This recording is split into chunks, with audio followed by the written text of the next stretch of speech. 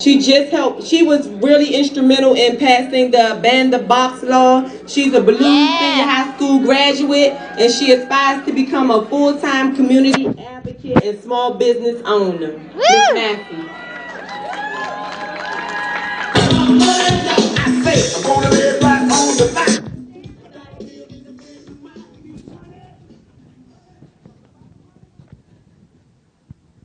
Good morning, everyone.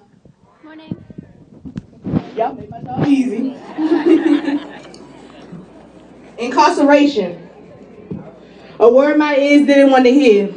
The reason why I grew up in a one-parent household.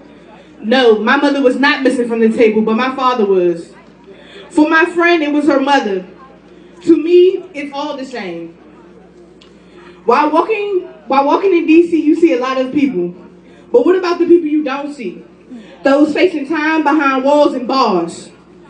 Many would say those people don't matter, but for my best friend, her mother will always be a factor. Do we ever take the time to think about the children who, because of their parents are incarcerated, will be facing foster care and other government systems? The females incarcerating rate has increased 646% since 1980 to 2010. Right now, more than 205,000 females are in correctional centers. Maybe that's why it's so easy for people to make prison shows, female prison shows like Orange is the New Black. Because incarceration is the new normal. As my friend grew up, she started to wonder why she didn't have a mother like the other children. It is hard to tell a child that their parents are incarcerated. More harder to tell a child why. Many females are in jail because of violence and substance abuse.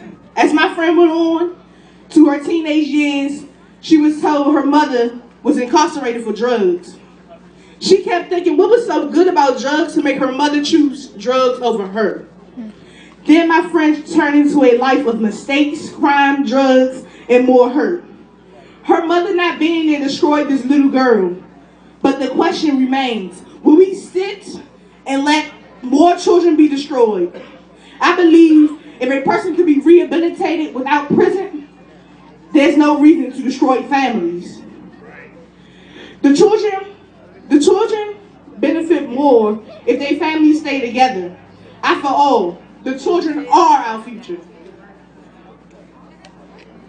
This year, I brought together youth and adults around a campaign called Ban the Box here in D.C.